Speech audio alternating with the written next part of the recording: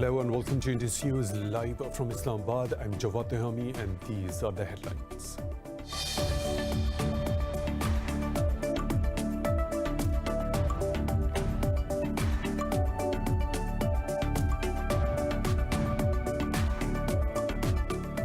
In France, police have raided the homes of dozens of Muslims following the beheading of a teacher who showed blasphemous cartoons to his pupils. The authorities have also threatened to ban several Muslim organizations, sparking deep concerns over the rising Islamophobia. Recently, President Emmanuel Macron promised to introduce aggressive measures that overwhelmingly target Muslims.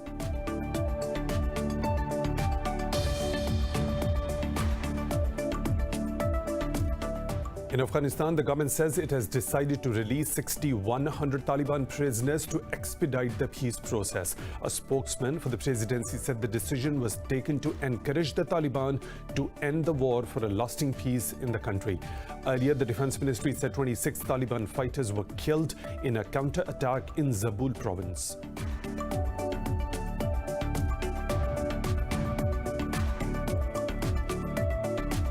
The number of global COVID-19 infections has topped 40 million with more than 1.1 million deaths. India's infections tally has crossed 7.5 million with nearly 56,000 new cases and 579 deaths overnight.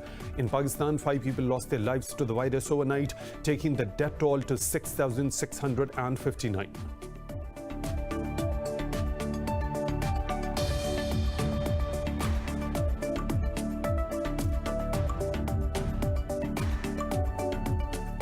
In Vietnam, the death toll from heavy rains and floods has risen to over 90 since the start of October. According to the local media, as many as 38 people are still missing. Authorities have so far evacuated 121,000 people to safe areas.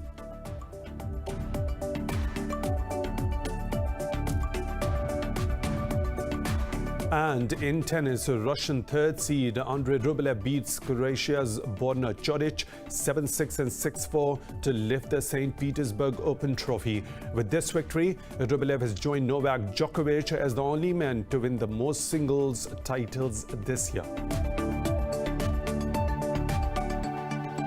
Those were the headlines and detailed stories right after a short break. Stay tuned.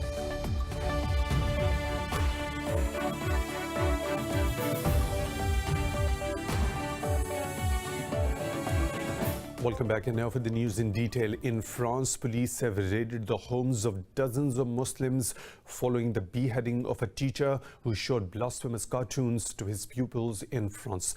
The authorities have also threatened to ban several Muslim organizations, sparking deep concerns over rising Islamophobia in France. Recently, President Emmanuel Macron promised to introduce aggressive measures that overwhelmingly target Muslims. France has the largest Muslim population in Europe at around 5 million, mostly from North Africa. Kabul says it has decided to release 6,100 Taliban prisoners to expedite the peace process. The Afghan presidential spokesman said the decision was taken to encourage the Taliban to end the war and make a lasting peace. Siddiqui said the recent Taliban attacks show that the group has overlooked this generosity. Earlier, the defense ministry said 26 Taliban fighters were killed in a counter-attack in Zabul province. It said a large amount of Taliban's ammunition and weapons were also destroyed. The ministry said 3 more Taliban fighters were killed in a separate attack in the Shamazai district. Taliban have not commented on the attack yet. Meanwhile, the US has dismissed Taliban's accusations of violating the Doha peace deal. US Special Envoy Zalmay Khalilzad said the unfounded charges of violations and inflammatory rhetoric do not advance peace. Afghanistan's former Prime Minister and Hizb-e Islami leader Gulbuddin Hekmatyar has arrived in Pakistan. The Afghan leader has met Foreign Minister Shah Mahmood Qureshi in Islamabad. In a statement, Pakistan's Foreign Office said Hekmatyar will also meet President Arif Alvi and Prime Minister Imran Khan. The Foreign Office said he will also call on the Chairman of the Senate, Sadiq Sinjarani. It said HEKMATYAR's visit will provide an opportunity for the exchange of views on the Afghan peace process and strengthening bilateral ties. Pakistan has always backed a comprehensive political settlement through an Afghan-led and Afghan-owned peace process. Azerbaijan says it has liberated 13 more villages in the Karabakh region from the Armenian occupation. President Ilham Aliyev says Armenia has violated the ceasefire by using heavy artillery on Azeri residential areas. Aliyev says Azerbaijan's army retaliated befittingly and liberated several settlements. Both the sides have accused each other of violating the new truce in the disputed Nagorno-Karabakh region. United Nations Chief Antonio Guterres condemned attacks from both the sides and urged them to abide by the humanitarian truce. Earlier, Azerbaijan said its security forces shot down another Armenian warplane, the second in as many days. Meanwhile, Turkish President Recep Tayyip Erdogan has accused the US, Russia and France of providing military support to Armenia. More than 700 people have been killed in the fighting since it broke out on the 27th of September. Israel and Bahrain have formally signed a joint communique in Manama to formalize relations. Bahrain's foreign minister says his country is committed to the two-state solution to the Israel-Palestinian conflict. Speaking at the signing ceremony, Abdul Latif Al-Zaini said it was indeed a historic visit of the Israeli delegation. He said engagement and cooperation are the most effective and sustainable way of bringing about lasting peace in the region. As per the signed deal, both the countries promised not to take hostile actions against one another, but it did not include any reference to the Israeli-Palestinian issue. Bahrain has now become the fourth Gulf state to recognize Israel after the UAE, Egypt and Jordan.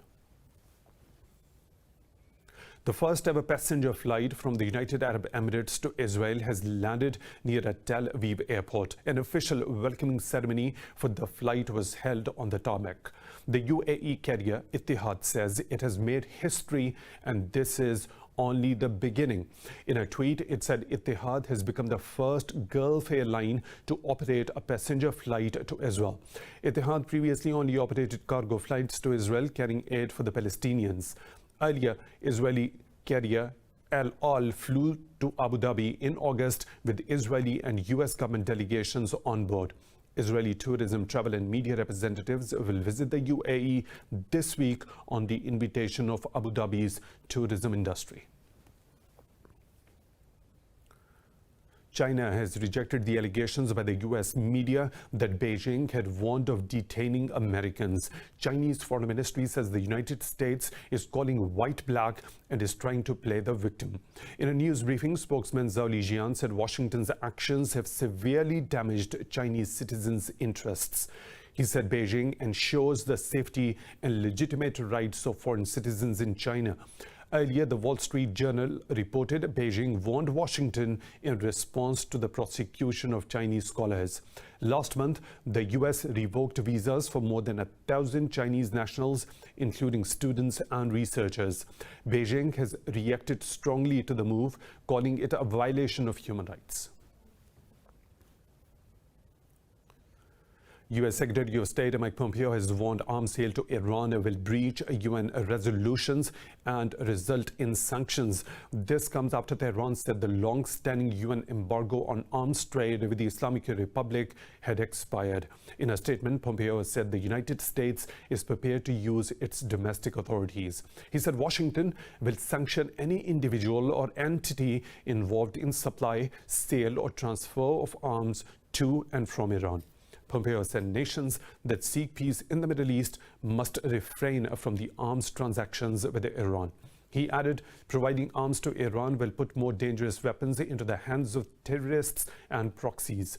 Tehran can now purchase weapons from any country and has hailed the expiration of the embargo as a diplomatic victory.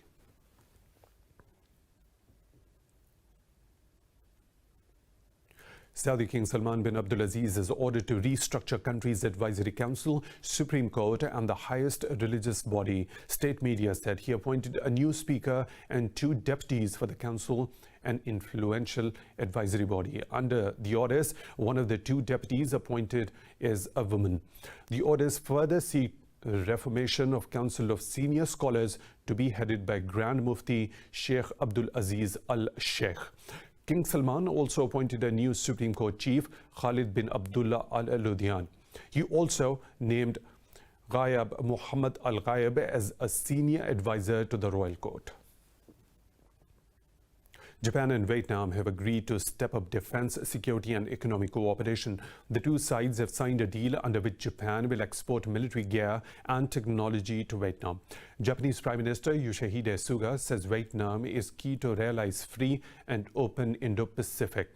At a press briefing with his Vietnamese counterpart, Suga said they have agreed on restarting business travel. He added passenger flights between the 2 countries will also be resumed.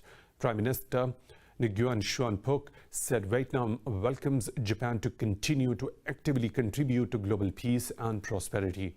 The 2 sides signed a deal in Hanoi as Suga visits Vietnam for his first overseas trip as the Prime Minister.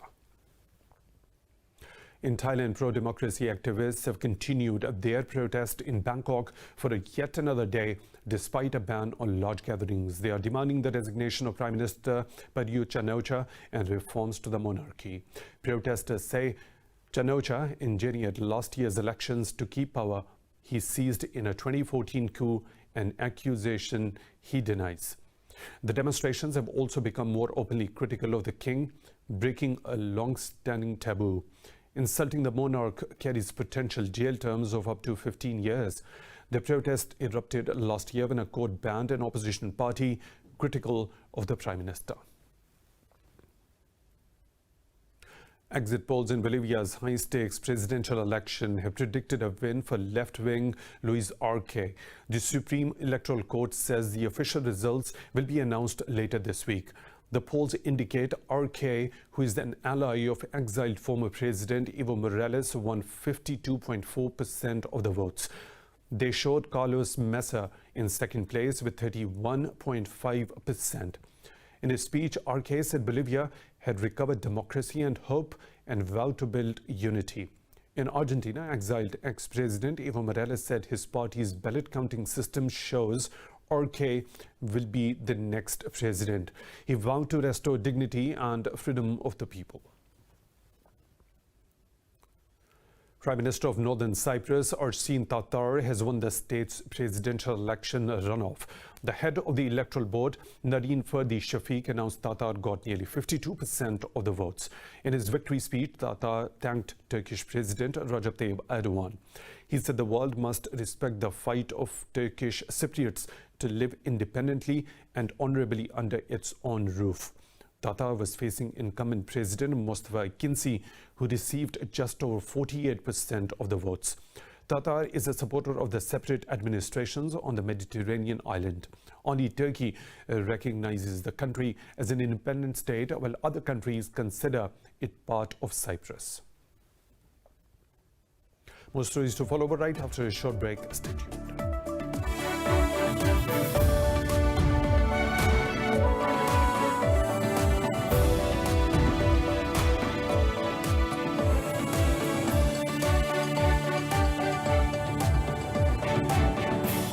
Welcome back. The number of global COVID-19 infections is approaching 40 million with more than 1.1 million deaths. India's infections tally has topped 7.5 million with nearly 56,000 new cases and 579 deaths overnight.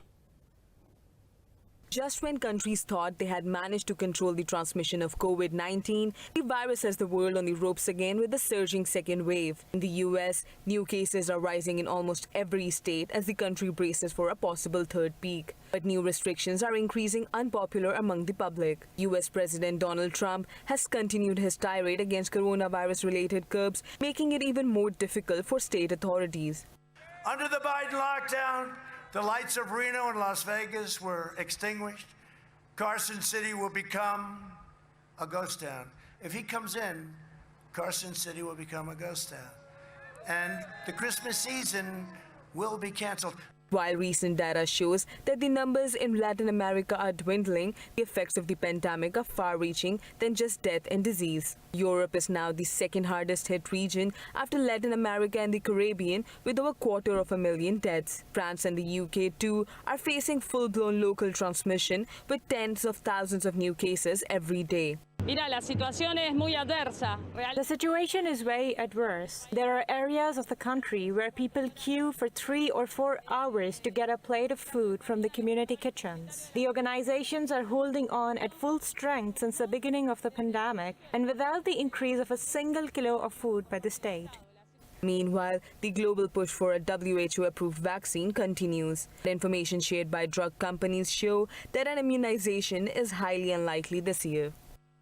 In Pakistan, 5 more people have lost their lives to COVID-19 during the last 24 hours, raising the death toll to 6,659.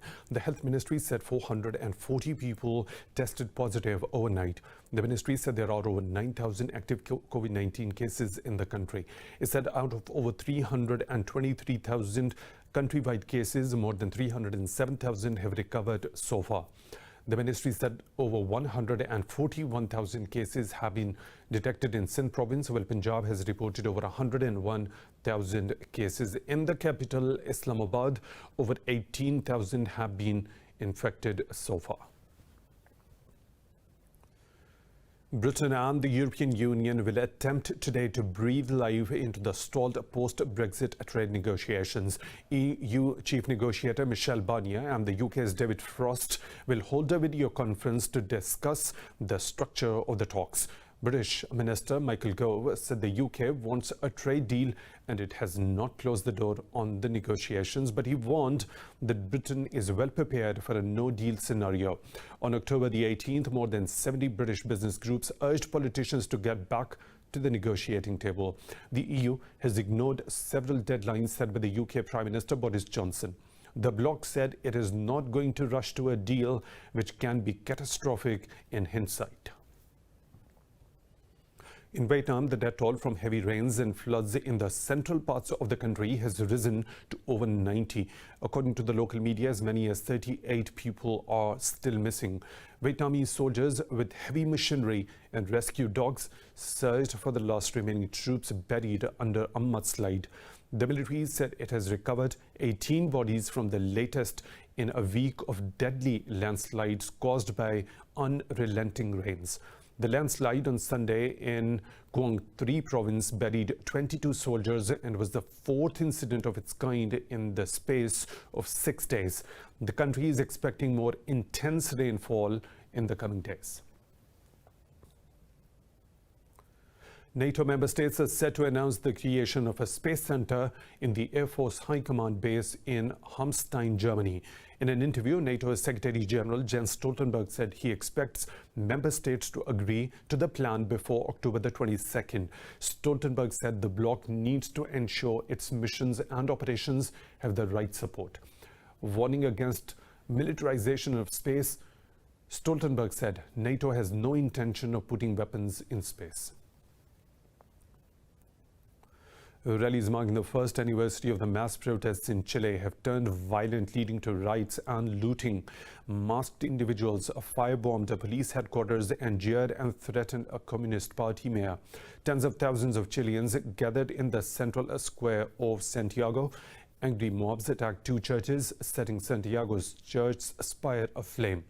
Police fired tear gas and water cannons to contain the crowd. More than 50 metro stations were temporarily closed amid the unrest. Speaking to media, Interior Minister Victor Perez praised the peaceful rallies while blasted the late-night mayhem. He called on the Chileans to settle their differences by voting in the upcoming October 25th constitutional referendum. The last year's mass protests over inequality had left at least 30 dead and thousands injured. In Mexico, the annual festival to celebrate the Day of Dead has been suspended due to COVID-19. Officials say ratcheting back the celebrations is a sacrifice that must be made to prevent more deaths. Details in this report. If it's the Day of the Dead in Mexico, you are certain to see the bright orange flowers of the Mexican marigold, decorating streets, homes, and cemeteries to honor the deceased loved ones. But that color will be dimmer this year as restrictions imposed to halt the spread of coronavirus will keep people inside. On the day, Mexicans keep alive a tradition that blends Catholic rituals with the pre-Hispanic belief that the dead return from the underworld. Cemeteries have also been closed to prevent the further spread of coronavirus. Yes, of course we are worried. We can't go to the cemeteries, but it would be worse to have more deaths. The people have to stay in their homes. It's important for all of us to take care of ourselves. It's important to not leave home.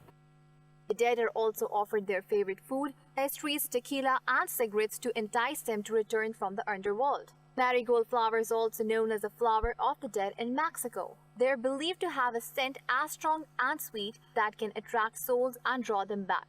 At one nursery in Mexico City, marigold growers said only 50% of the normal was being grown this season. Right now, we planted 50% of what we plant every year. Why? Because we have suffered, because of the plants that we have been left with, which we have had to throw out. There have been many losses this year. With cemeteries closed but more dead to remember this year, Mexicans are planning more private remembrances for their loved ones. In Germany, a daredevil has set a new world record after crossing the Max Morlock Stadium on slackline at a height of 73 meters. More in this report. Slacklining is not for the faint-hearted, especially when it involves walking between the floodlights of a stadium. However, Jens Deck has done this, setting a new record by walking on the longest high line. Slackline or high line is a sport where we balance on a 25 mm wide flat rope. Here at the Max Morlock Stadium in Nuremberg, we train slackline over 230 meters from floodlight pole to floodlight pole and walk that at 73 meters height. The stadium was chosen due to its running track around the infield, which makes it larger and floodlights more spaced out than most. But the team makes great effort to ensure safety. Everything is safeguarded. Several time overs, we can make sure that nobody comes to any harm here through a redundant system, overlaid with images of security measures and ropes. For some years now, the team stretches high lines from the Sierra Nevada to Brazil. Their balancing act in Nuremberg has raised the bar once more.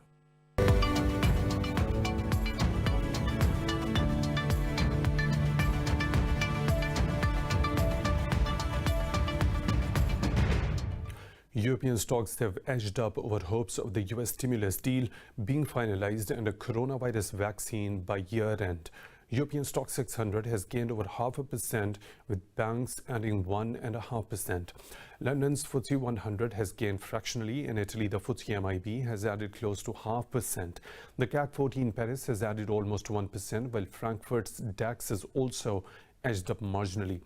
Earlier, all Asian bourses gained with the expectation of mainland Chinese stocks. Chinese industrial output has risen by 6.9% in September as compared to the last year. Government data shows industrial output expanded for a sixth straight month, boosting the recovering economy. Beijing's National Bureau of Statistics said robust investment and exports helped boost economic recovery. The world's second largest economy has recovered strongly, growing by 4.9% in the third quarter. China has seen more businesses resume production after measures to contain the spread of the coronavirus were lifted. Retail sales also edged up 3.3% last month from 2019, exceeding analysts' forecast. National Bureau of Statistics spokesperson Liu Hua said the economy is moving towards stability. The GDP has returned to the positive territory in the first 3 quarters. The supply and demand have been improved gradually. The market vitality has increased. Employment and people's livelihoods have been better guaranteed. The national economy has continued to stabilize and recovered, and the social situation has remained stable.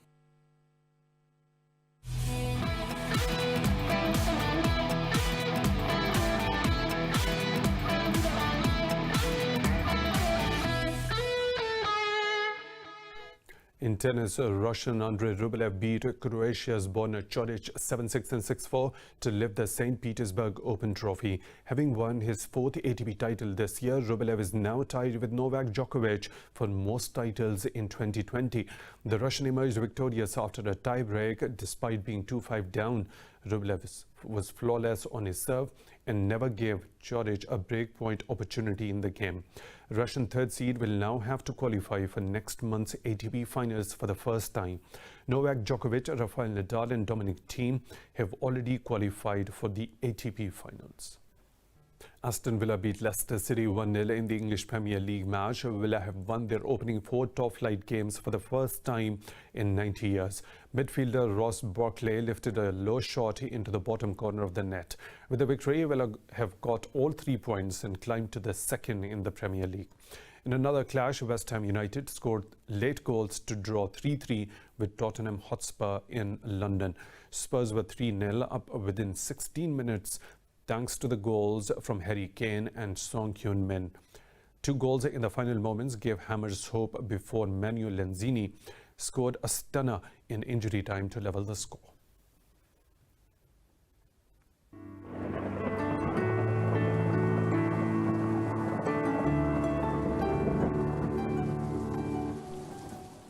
Another weather situation from around the globe.